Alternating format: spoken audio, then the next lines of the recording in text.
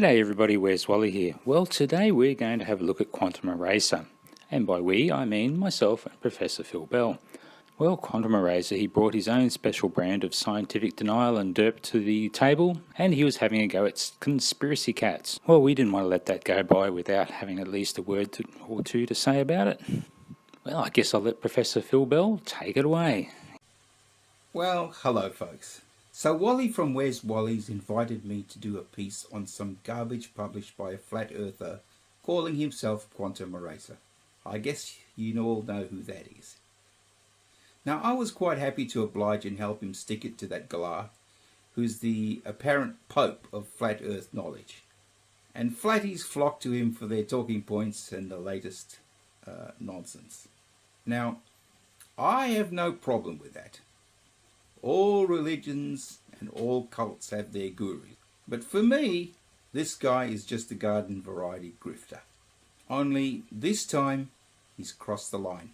He's been going after an actual teacher with his scam and bullshit. And to be honest, I would have no problem if he just stated his dumbass position like Earth is flat, space is fake, but instead, he decided to get clicks by denigrating a teacher. And most teachers are heroes in my book. So, let's listen to the dumb shit from this grifter. So, Mr. Magoo, Conspiracy Cats, you heard of the thermosphere by chance? Temps can reach better than 3,000 degrees Fahrenheit there. The gas molecules are gaining energy, son.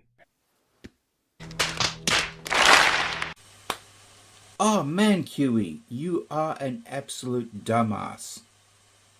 5 years at this, and you still don't know that the temperature in the thermosphere applies to individual particles of gas. And as you can see from this graph, there are hardly any of these particles to speak of. Take a look at the density. It's almost zero. Take a look at the pressure. It's almost zero.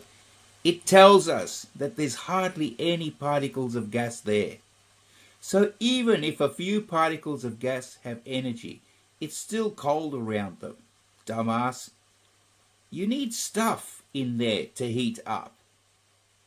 And of course, most of Earth's atmosphere is not in the thermosphere. It's below the thermosphere. So Conspiracy Cats is correct. It's you who's the idiot. So listen up, Flerfs.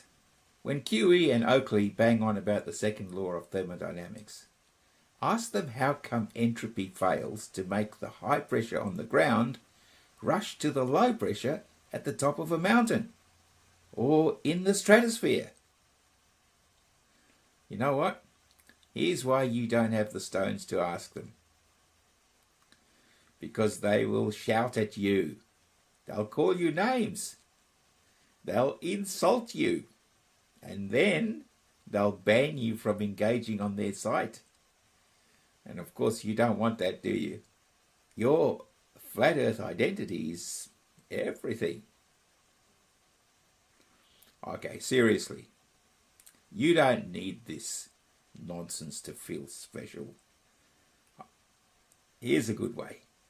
Grab yourself a nice tall Bundy and Coke. That'll do the trick. Cheers. Well, thanks very much for that, Phil. Very well said. Now, quantum eraser, your item 4. Let me have a go at that. Number 4. If gravity affected gas molecules, it would never frigging rain. Duh! See the water cycle. Quantum eraser, item 4. Let me tell you just where you went wrong here. Well, it's easily stated like this. Moist air, go up, make storm, go boom boom. Isn't that really easy? So I guess you didn't really look at the water cycle, even though you said you should have a look at the water cycle. Seems you didn't. Well, quantum eraser, what you didn't do, which I did do, I actually went and did some research to find out exactly why moist air rises make storm goes boom boom. It turns out that moist air is actually lower density than dry air. Now who would have thought? Here, let me explain why this is. Well, this shows that the density of air at any given temperature, pressure and volume, so if we keep those the same, so the density of the air is inversely proportional to the relative humidity. So it's because of gravity that moist air rises, and we have rain. Did you even bother to look at the water cycle? I don't see how you're going to recover from this embarrassment, Mr. Quantum Eraser. Holy shnikes, this is gonna leave a mark. Oh, Mr. Quantum Eraser, you really have shot your credibility in this one, haven't you? Just one simple statement. If gravity affected gas molecules, it would never frigging rain. You know, when someone tells you something and they sound so confident, well, it's a bit like that guy at the start of the show here, I think his name's Nathan, was telling you how loud airplanes are. Totally off topic word of warning to anybody who's flying frequently. Yeah, go ahead. The noise level on a plane is over 100 decibels, right? And it's full range. Yeah, I don't believe that either, Kiwi. Go on, ask Nathan for a citation. The full audible spectrum, every single frequency that you can hear, Really? is Okay, this is going to be great. Kiwi is skeptical too. This will be great. created on a flight, and it's over 100 decibels. If you're ever doing a flight that's more than an hour, you should absolutely get ear protection, because it will and can and does damage your hearing. So, Really? Look, Kiwi's getting ready. He's going to slap. and does damage your hearing. So, Really? especially long-haul flights, you should protect your ears. Just a word to the wise. I didn't know that. Oh, Kiwi, you just stood there, mouth wide open, unblinkingly looking into Nathan's eyes, while he said, "Did you enjoy the taste of my not-so-unvalidated claims?" So, Kiwi, why are you sucking up to Nathan so hard? I think that'll impress Nathan. And it's over 100 decibels. So, Nathan, you said 100 decibels when really it's more like 80, so you're only about 25% too much. Oh, well, you crack me up.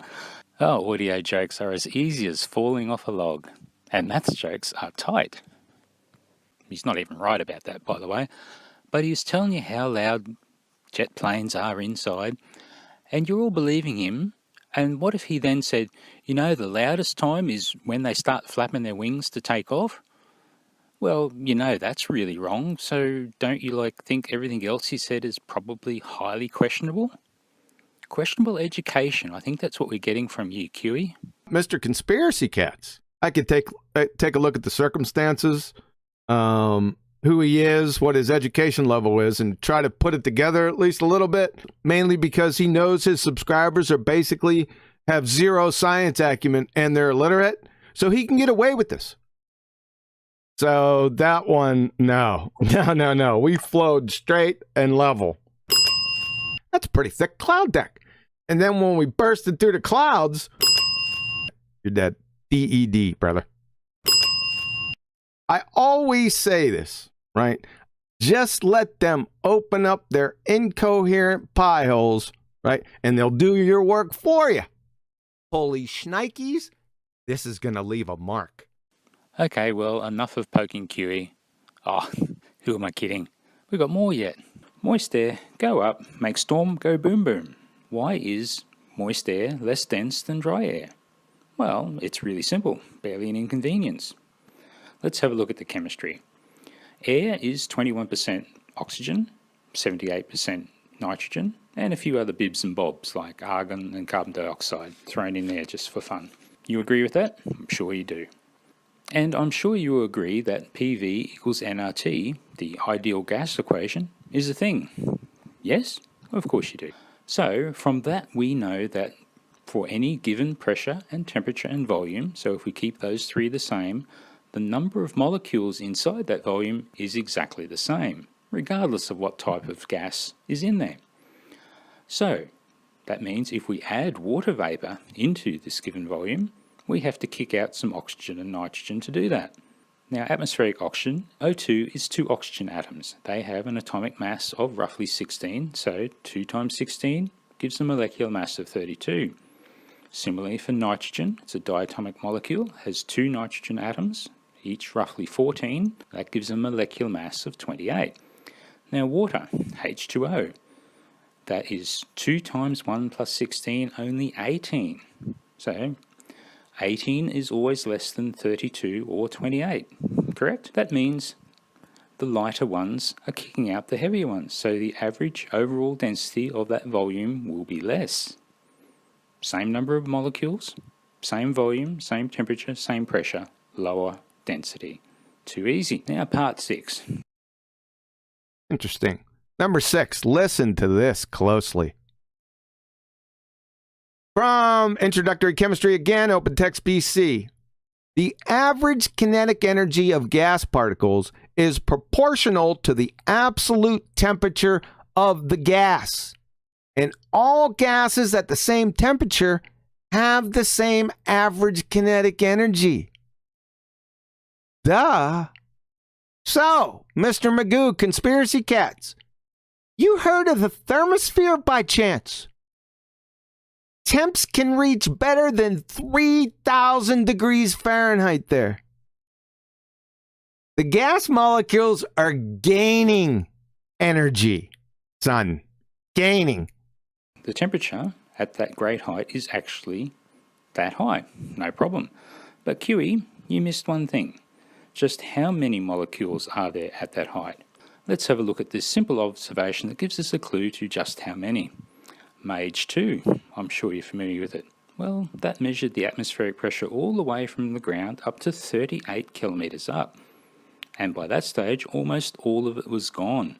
It was less than 1%, 0.3% actually. And that was measured and observed, no questions asked.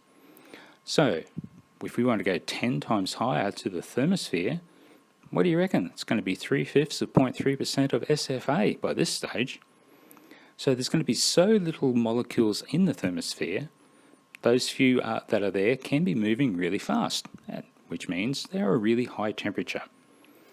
But now, to escape Earth, a molecule has to gain a speed that is greater than the escape velocity, and it has to be in a direction that is substantially away from the Earth, and it has to not hit any other molecules on its odyssey away.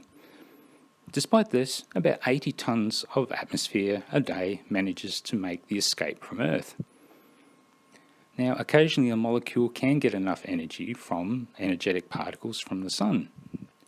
Now, if you doubt that there are energetic particles around at that level, here is a video of the ISS in orbit, and it's travelling through an area of the Earth where the Van Allen belts are hanging down low enough that the ISS passes through them. This little region is called the SAA, or the South Atlantic Anomaly, and sometimes it can be very spectacular watching the cosmic particles flickering and interfering with the camera. Very pretty. So there we have it. I think Quantum Eraser, you have proved yourself to be full of derp yet again. And it doesn't look like Conspiracy Cats has anything to worry about. You guys better go back to school.